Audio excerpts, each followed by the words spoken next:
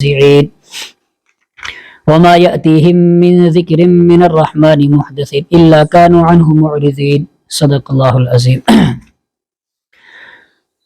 سورہ شعراء، اس سے پہلے جو کل کا سبق تھا وہ تھا سورہ فرقان کا آخری سبق، اور سورہ فرقان کے آخری رکوع میں ایمان والوں کی صفات کو بیان کیا، اور سورت کے اخیر میں جو ہے ایمان والوں کی جو صفات تھی ان کے بعد پھر ایمان والوں کا جو اجر تھا اس کو بیان کیا کہ ان کے صبر کی وجہ سے ان کو کل قیامت کے دن اللہ تعالیٰ جو ہے آخرت میں جنت کے بالا خانے عطا فرمائے گا، اور ان کا جو استقبال کیا جائے گا اس کے اندر وہ دعا کے ذریعے اور سلام کے ذریعے کیا جائے گا، اور اس میں خالدین فیہا ہمیشہ ہمیشہ رہیں گے۔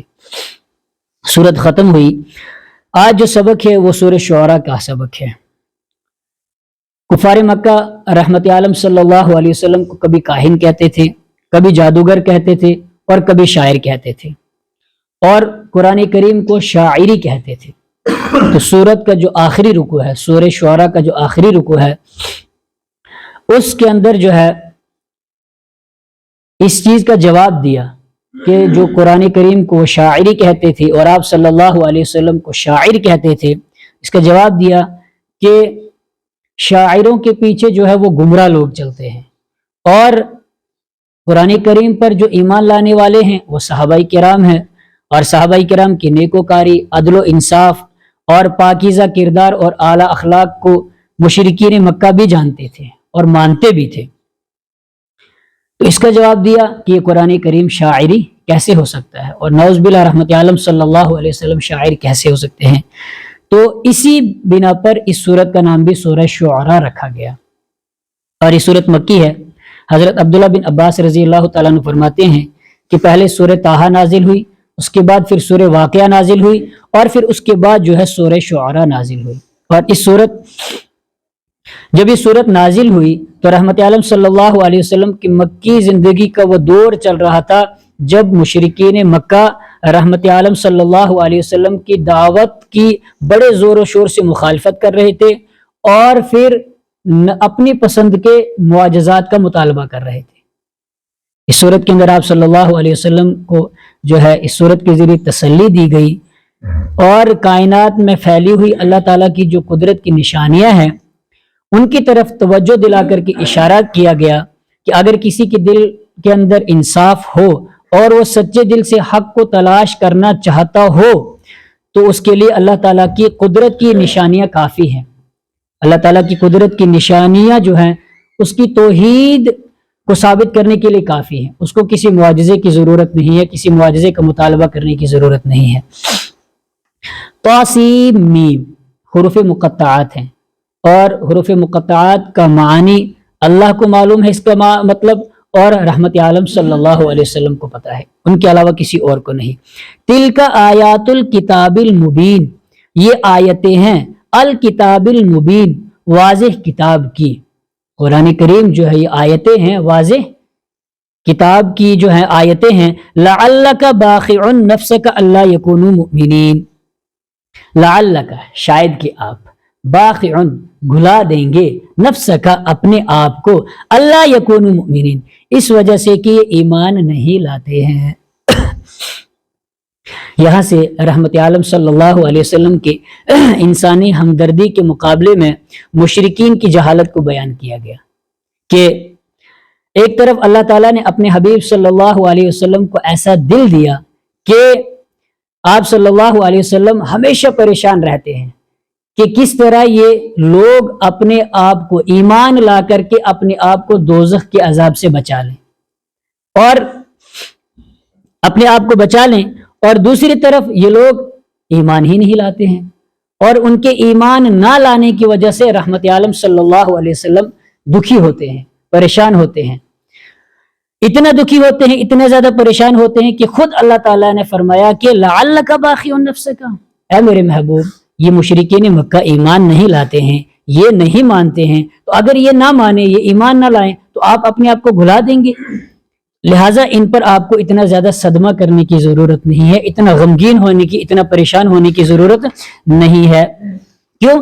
ان نشأ ننزل علیہم من السماء آیۃ، اگر چاہتے ہم نازل کر دیتے، ہم اتار دیتے علیہم ان کے اوپر من السماء آسمان سے آیتن بڑی نشانی، اگر ہم چاہتے تو ہم آسمان سے ان کے اوپر بڑی نشانی نازل کر دیتے، فظلت اعناقہم لہا خاضعین، جس آیت کے سامنے، جس نشانی کے سامنے ان کی گردنیں جھک جائیں۔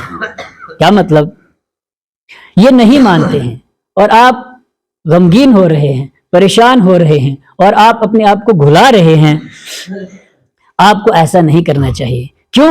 اس لیے کہ اللہ تعالیٰ کے لیے کوئی مشکل نہیں تھا کہ ان کو ایمان لانے پر مجبور کر دیتا، اگر اللہ چاہتا تو ان کو ایمان لانے پر کیا کر دیتا؟ مجبور کر دیتا، لیکن اس دنیا میں انسان کو بھیجنے کا مقصد یہ نہیں کہ اس کو زبردستی مسلمان بنایا جائے، بلکہ اس کا مطلب یہ ہے کہ وہ کسی زور زبردستی کے بغیر اپنی عقل کو استعمال کر کے دلائل پر غور کرے اور پھر اس کے بعد ایمان قبول کرے۔ لہٰذا آپ کو غمگین ہونے کی ضرورت نہیں ہے۔ اسی آزمائش کے لیے تو انسان کو دنیا کے اندر بھیجا ہے کہ وہ اپنی عقل کو استعمال کرے، اللہ تعالیٰ کی قدرت کی جو نشانیاں ہیں ان پر غور و فکر کرے اور پھر اس کے بعد جو ہے ایمان لائے۔ زبردستی اگر چاہتا اللہ تعالیٰ تو ان کو زبردستی ایمان میں داخل کر سکتا تھا، مجبور کر سکتا تھا کہ تم مسلمان ہو جاؤ، لیکن اللہ تعالیٰ نے انسان کو اس دنیا میں بھیجا کیوں ہے؟ صرف اس لیے بھیجا ہے کہ وہ اپنی عقل کو استعمال کرے، زبردستی کسی کو مسلمان بنانا مقصود نہیں ہے۔ وما يأتيهم من ذکر من الرحمن محدث الا كانوا عنه معرضين، وما يأتيهم نہیں آتی ہے ان کے پاس، من ذکر کوئی نصیحت، من الرحمن رحمان کی طرف سے، نہایت مہربان کی طرف سے، اللہ کی طرف سے، محدثین تازہ نصیحت، کوئی نصیحت، نئی نصیحت، الا كانوا عنه معرضين مگر وہ اس سے اعراض کرتے ہیں۔ یعنی آپ صلی اللہ علیہ وسلم کا کیا حال ہے اور مشرکین مکہ کا کیا حال ہے؟ آپ صلی اللہ علیہ وسلم ان کے غم میں گھلے جا رہے ہیں اور وہ دور بھاگ رہے ہیں، اور پروردگار جب نت نئی کوئی نصیحت بھیجتا ہے، کوئی نئی نصیحت آتی ہے پروردگار کی طرف سے، جب اللہ تعالیٰ کوئی نصیحت بھیجتا ہے تاکہ وہ سوچے سمجھے اور قبول کرے، لیکن یہ منہ پھیر دیتے ہیں، یہ دور بھاگتے ہیں۔ لہٰذا آپ کو جو ہے ان کے بارے میں اپنے آپ کو گھلانے کی ضرورت نہیں ہے۔ ان کو ایسا لگتا ہے جیسے کوئی نئی چیز آ گئی ہو، نئی خبر آ گئی ہو۔ فقد کذبوا، تو انہوں نے جھٹلایا، کس کو؟ حق کو جھٹلایا، عذاب کو جھٹلایا۔ فسیأتیہم انباء ما کانوا بہ یستہزئون، ان قریب آئے گی ان کے پاس وہ خبریں، ما کانوا بہ یستہزئون، جس کا وہ مذاق اڑاتے ہیں۔ رحمت عالم صلی اللہ علیہ وسلم جب ان کو دعوت دیتے تھے کہ بھائی اللہ کو مانو، اللہ ایک ہے، اللہ کی عبادت کرو، اگر نہیں مانو گے تو پھر اللہ کا عذاب آئے گا، تو یہ اس عذاب کا کیا اڑاتے تھے؟ مذاق اڑاتے تھے۔ کہاں ہے عذاب؟ کب آئے گا عذاب؟ لے کر کے عذاب کو۔ اللہ نے فرمایا فقد کذبوا، انہوں نے حق کو جھٹلایا۔ فسیأتیہم، ان قریب آئے گی ان کے پاس، انباء ما کانوا بہ یستہزئون، وہ خبریں جن کا وہ مذاق اڑاتے تھے۔ اور پھر عذاب آیا۔ عذاب آتا کیوں نہیں ہے؟ اس لیے کہ اس کا وقت مقرر نہیں ہے۔ ہجرت کے بعد ان پر عذاب آیا، اور کب آیا؟ بدر کے موقع پر، جب غزوہ بدر ہوئی تو ان کے بڑے بڑے جو تھے سردار، جو تھے ابو جہل جیسے سردار جو تھے، وہ غزوہ بدر کے اندر قتل ہوئے۔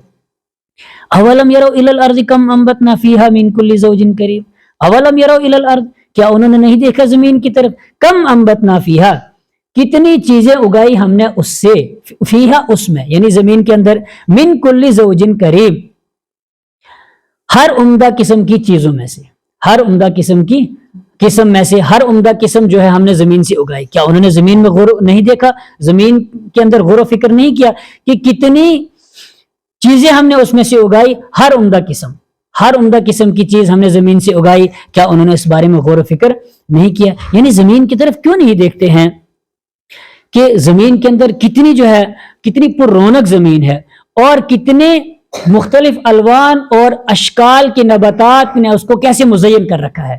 ہر طرح کی نباتات اس میں ہے، ہر شکل کی اس میں، ہر رنگ کی جو ہے نباتات اس کے اندر موجود ہے، لیکن انہوں نے کبھی غور و فکر نہیں کیا۔ ان فی ذلک لآیہ، بے شک اس میں نشانی ہے۔ کس کے اندر؟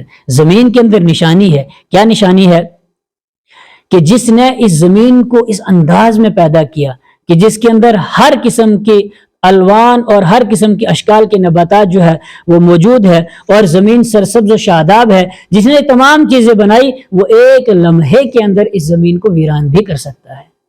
کیا تم نے اس بارے میں غور و فکر نہیں کیا؟ اور زمین کے اندر زلزلہ آ جائے تو ساری زمین انسان کو کیا کر دے؟ اپنے اندر نگل لے، اور اگر زمین کے اندر پانی خشک ہو جائے تو انسان زندہ کیسے رہے گا؟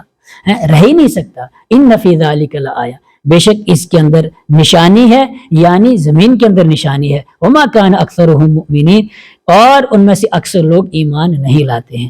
کیوں نہیں لاتے ہیں؟ اس لیے کہ ہٹ دھرم ہے.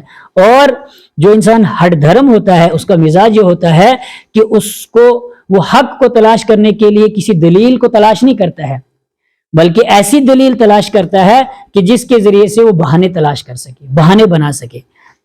ہر دھرم ہے، اور ہر دھرم ہونے کی وجہ سے ان میں سے اکثر لوگ ایمان نہیں لاتے ہیں. وَإِنَّ رَبَّكَ لَهُوَ الْعَزِيزُ الرَّحِيمُ، بے شک تیرا رب لَهُوَ الْعَزِيزُ، وہی زبردست ہے، الرحیم بڑا مہربان ہے، زبردست ہے، سب پر غالب ہے. زبردست کیوں ہے؟ اس لیے کہ جب نہیں مانو گے تو فوراً عذاب بھی بھیج سکتا ہے، لیکن عذاب بھیجتا نہیں ہے، فوراً عذاب نہیں بھیجتا ہے، پکڑ نہیں بھیجتا. کیوں؟